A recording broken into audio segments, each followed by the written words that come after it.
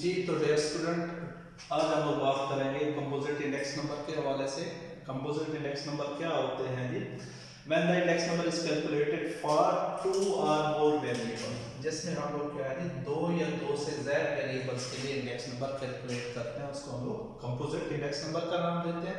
इससे पहले हम लोगों ने सिंपल इंडेक्स को डिस्कस किया था, उसमें हमारे पास क्या होता है जब इंडेक्स नंबर आप सिंगल वेरिएबल के लिए कैलकुलेट करते हैं, जिसकी एग्जांपल हमने कोट की थी कि यानी लेबर वेजेस हैं, शुगर प्राइसेस हैं, ठीक है, इस किस्म की। अब इसके अंदर क्या है, जब when the index number is calculated for two और मोर वेरिएबल, जब दो या दो से ज्यादा वेरिएबल्स के लिए कैलकुलेट करेंगे तो वो क्या कहलाएगा जी? Composite index number. For example इसकी अगर हम लोग एग्जांपल की बात करते हैं तो क्या है,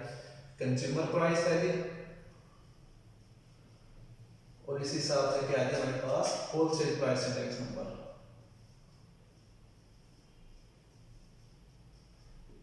अब इसमें क्या है, दो या दो से ज्यादा आइटम इसमें होते हैं, तो इस वजह से हम लोग इसको कंपोजिट का नाम देते हैं। अब इसके बाद क्या है, कंपोजिट इंडेक्स नंबर को अगर फर्दर हम लोग क्या है क्लासिफाई करें तो ये क्या है दो हिस्सों में, मेजरली क्या है दो हिस्सों में डिवाइड होता है। एक को हम लोग नाम देते हैं अनवेटेड इंडेक्स नंबर, और इस हिसाब से दूसरी इसकी कैटेगरी क्या बनेगी हमारे पास, वेटेड इंडेक्स नंबर। अनवेटेड में क्या होगा, वैल्यूज की रिलेटिव इंपॉर्टेंस शामिल नहीं होगी, तो इस वजह से क्या है इसको अनवेटेड इंडेक्स नंबर का नाम दिया जाएगा। जब उसमें क्या है रिलेटिव इंपॉर्टेंस शामिल हो जाएगी, ठीक है, हमारे पास क्या है क्वांटिटीज की जो हमारे पास या कमोडिटीज की क्या है रिलेटिव इंपॉर्टेंस साथ में शामिल कर देंगे तो क्या हो जाएगा वेटेड इंडेक्स नंबर होंगे। अब अनवेटेड इंडेक्स नंबर क्या है, फर्दर क्या है डिवाइड होते हैं दो हिस्सों में से, जिसको हम लोग नाम देते हैं सिंपल एग्रीगेटेड इंडेक्स नंबर। इसमें हमारे पास जो फार्मूला इस्तेमाल करते हैं वो क्या होगा, P1 इज इक्वल टू क्या है समेशन Pn ओवर क्या है समेशन P0 मल्टीप्लाई बाय 100। इसमें हम लोग क्या है करंट टाइम पीरियड की प्राइसेस और बेस टाइम पीरियड की प्राइसेस का एग्रीगेट ले लेंगे, तो क्या है उस हिसाब से हम लोग क्या रेशियो देख रहे होंगे, तो इसको फर्दर हम लोग आगे डिटेल से डिस्कस करते हैं। दूसरे इसके अंदर जो अनवेटेड इंडेक्स नंबर की कैटेगरी बनती है उसमें हमारे पास क्या simple average of relative index number या प्राइस रिलेटिव इंडेक्स नंबर। इसमें हमारे पास क्या है मोस्ट कॉमनली क्या है एवरेज ऑफ रिलेटिव लेंगे हर एक क्या है कमोडिटीज के हवाले से, टाइम पीरियड के हवाले से। इसमें हमारे पास क्या है जो कॉमनली हम लोग फिर एवरेजेस का इस्तेमाल करते हैं, जिसमें हमारे पास एवरेजेस में हमारे पास क्या अरिथमेटिक मीन आएगा, यहाँ पे इस हिसाब से ज्योमेट्रिक मीन और मीडियन का इस्तेमाल करेंगे। इसकी डिटेल भी हम लोग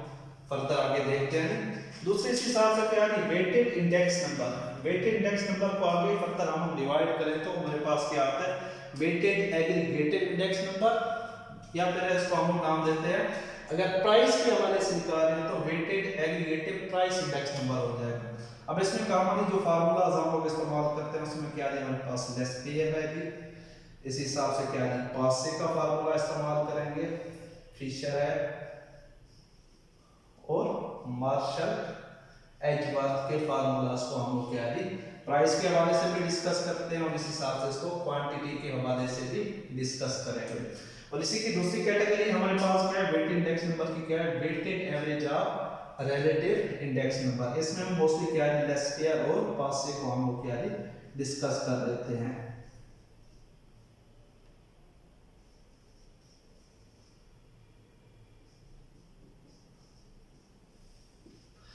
अब फर्दर आगे हम लोग डिस्कस करते हैं। सबसे पहले हमारे पास क्या है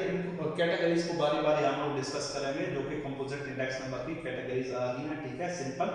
एग्रीगेटेड इंडेक्स नंबर, इस हिसाब से simple average of relative index number को आगे हम लोग क्या डिटेल से डिस्कस करते हैं। जी तो डियर स्टूडेंट, नेक्स्ट इसके बाद हम लोग डिस्कस करने जा रहे हैं सिंपल एग्रीगेटेड इंडेक्स नंबर और कंपोजिट इंडेक्स नंबर की क्या कैटेगरी है, जिसमें हम लोग अगर इसको डिफाइन करते हैं तो क्या है हमारे पास it is obtained by dividing the sum of the given year prices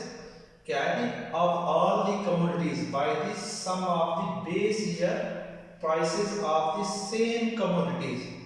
जितनी क्या है जितनी वैल्यूज का सम हम लोग क्या है करंट ईयर के लिए लेंगे या गिवन ईयर के लिए लेंगे और उसको क्या है डिवाइड जो है ना उतनी ही कमोडिटीज की क्या है बेस ईयर की प्राइसेस के साथ हम लोग डिवाइड करेंगे and expressing the result as percentage, और रिजल्ट को किस फॉर्म में हम लोग शो करना है परसेंटेज की फॉर्म में हम लोग इसको शो करेंगे। सिंबॉलिकली की है हमारे पास, अगर इसको देखा जाए तो इसका फार्मूला हमारे पास क्या बनेगा, PON इज इक्वल टू क्या है, summation PN over summation P0 multiply by 100। ठीक है, तो एग्रीगेट की बात करते हैं तो इस वजह से यहाँ पे हमारे पास क्या है, समेशन का साइन आ जाता है जी। ठीक है, तो अगर याद हो तो इससे पहले हमने प्राइस डेरिवेटिव डिस्कस किए थे, तो उसमें हमारे पास क्या था formula, PON is equal to क्या है, PN ओवर क्या है, P0, वो हमारे पास प्राइस डेरिवेटिव थे। अब इसमें एग्रीगेट की बात करते हैं तो इसमें हमारे पास क्या आ जाएगा, समेशन आ जाएगा। हमारे पास गिवन ईयर की प्राइसेस का, हमारे पास कमोडिटीज की प्राइसेस का सम, और इसको डिवाइड करेंगे बेस ईयर की प्राइसेस के क्या है, सम के साथ डिवाइड करेंगे, रिजल्ट को मल्टीप्लाई बाय 100 करेंगे, क्योंकि आपने रिजल्ट परसेंटेज की फॉर्म में शो करना होता है। जहां पे देखिएगा हमारे पास क्या PON क्या है, price index for the given year relative to the base year. अब गिवन ईयर हमारे पास क्या है, मोस्टली उसको हम लोग किस चीज से डिनोट करते हैं, n के साथ भी डिनोट करेंगे। अगर हमारे पास 2 साल है, एक करंट है तो दूसरा बेस है, तो उसको n के साथ शो करेंगे। अगर हमारे पास करंट टाइम पीरियड ज्यादा है तो उसको फिर 1 2 3 4 के साथ हम लोग शो करेंगे relative to the base year. Base year हमारे पास एक ही रहेगा, जिसको हम लोग क्या नॉट के साथ डिनोट करेंगे। सेम इस हिसाब से समेशन PN किस चीज को डिनोट करता है, sum of the prices for the given year,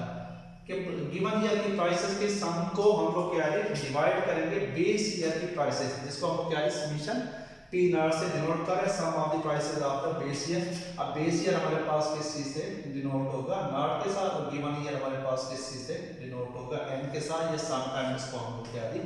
1 2 3 के साथ भी शो करेंगे।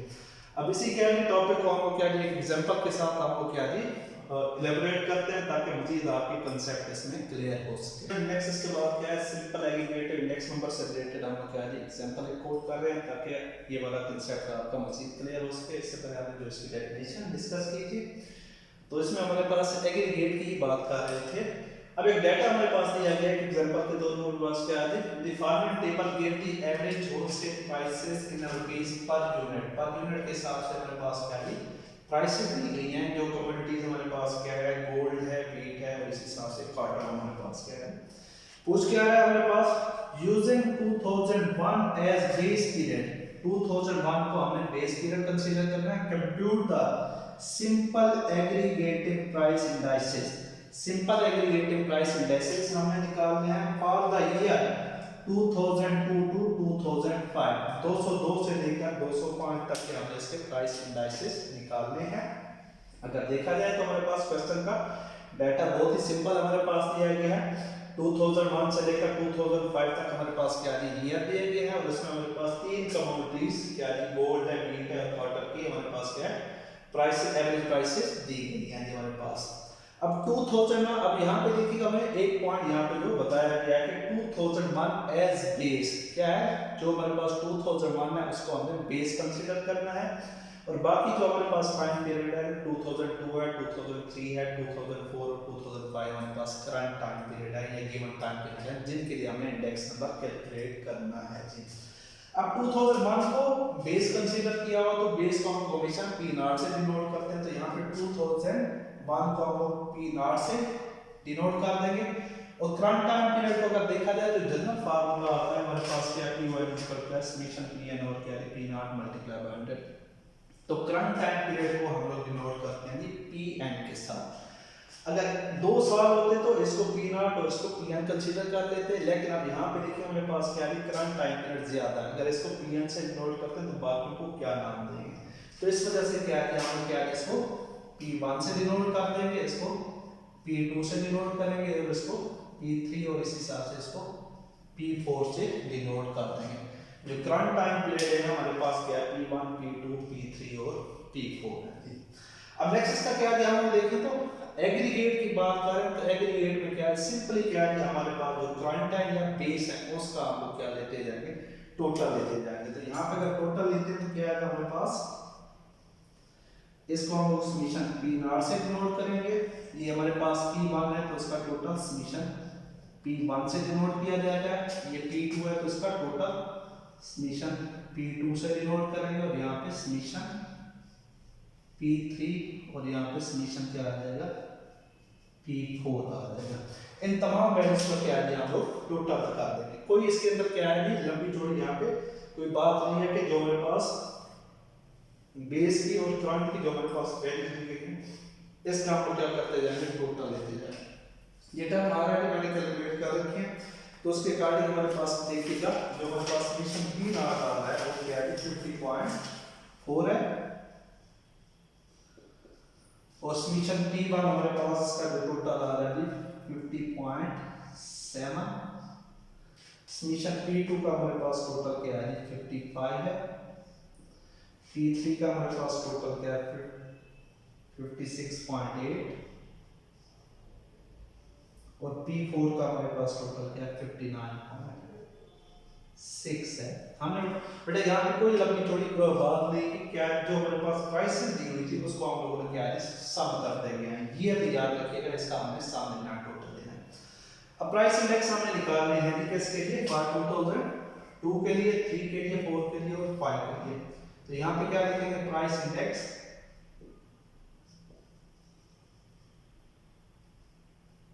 फॉर 2002, तो इसके लिए क्या फार्मूला बन जाएगा, PO 1 इज इक्वल टू क्या समीशन P1 और क्या summation P not multiply by 100। इस हिसाब से प्राइस इंडेक्स फॉर 2003, तो इसके लिए हमारे पास क्या बन जाएगा PO2 इज इक्वल टू क्या समीशन P2 और क्या summation P not multiply by 100, और प्राइस इंडेक्स फॉर 2004 PO3 से डिनोट करेंगे इसको समीशन P3 और क्या summation P not multiply by 100, और लास्ट में हमारे पास क्या है प्राइस इंडेक्स फॉर 2005 के लिए निकालेंगे तो इसको PO4 से डिनोट करेंगे तो क्या आ जाएगा समीशन P4 ओवर क्या summation P not multiply by 100। अब इन वैल्यूज को हम लोग यहाँ पे पुट कर देंगे, सिंपली हमारे पास क्या है, अब यहाँ पे देखिएगा हमारे पास समीशन P1 पहला क्या है हमारे पास PO1 क्या है समीशन P1 और क्या है समीशन P नॉट। अब समीशन P1 देखिए हमारे पास 50.7 है और P नॉट हमारे पास क्या है 50.4 आता है, तो यहाँ पे क्या लिखेंगे 50.7 ओवर क्या है 50.4 मल्टीप्लाई बाय 100, तो इसका आंसर जब देखें तो हमारे पास आता है जी 100.59। नेक्स्ट इस हिसाब से क्या है price index for 2003 summation P2 और क्या summation P not. Summation P2 का टोटल देखते हैं तो हमारे पास क्या है 55, और इसको डिवाइड करेंगे P नॉट हमारे पास क्या है 50.4 ही है, याद रखिएगा P नॉट हमारे पास फिक्स है, तमाम टर्म के नीचे यही डिवाइड होगा, तो 50.4 और रिजल्ट को मल्टीप्लाई बाय 100 करेंगे, यानी डिवाइड करने के बाद मल्टीप्लाई बाय 100 करते हैं तो इसका आंसर हमारे पास क्या आ रहा है 109.13, और इस हिसाब से क्या है P3 का टोटल हमारे पास 56.8, हाँ जी 56.8 डिवाइड करते हैं 50.4 के साथ, रिजल्ट को मल्टीप्लाई करेंगे 100 के साथ, तो हमारे पास इसका आंसर आता है 112.698, तो इसको राउंड करके 70 कर देंगे। और नेक्स्ट इसके बाद क्या है P4 का टोटल 59.6 है जी, तो यहाँ पे क्या लिखेंगे 59.6 डिवाइड करेंगे 50.4 के साथ, रिजल्ट को मल्टीप्लाई बाय 100 करते हैं तो हमारे पास इसका आंसर क्या आ रहा है 118.25 है। तो यहाँ तक देखिएगा हमारे पास डियर स्टूडेंट हमारे पास जो आंसर निकल गया है वो क्या है 2002 के लिए हमारे पास जो इसका आंसर है 100.59, इट्स मींस क्या है 0.59% तक प्राइस इंक्रीज हुई है एज कंपेयर टू 2001। फॉर 2003 के लिए हमारे पास इसका आंसर क्या है 109.13, इट्स मींस क्या 9.13% प्राइस इंक्रीज हुई है, और 2004 के लिए जो हमारे पास इंडेक्स आया वो क्या 112.70, तो इट्स मींस क्या है 12.70% तक प्राइस इंक्रीज होती है, और 2005 के लिए हमारे पास इसका आंसर क्या आ रहा है 118.25, तो 18.25% तक इसकी प्राइसेस हाई हुई है, इंक्रीज हुई है एज कंपेयर टू 2001। तो यहाँ तक देखिएगा नेक्स्ट में हमारा ये आज का टॉपिक यहाँ तक कंप्लीट होता है। इसमें अगर कोई मसला हो तो लाजमी तौर पर क्या है मुझसे पूछ सकते हैं। Thank you very much.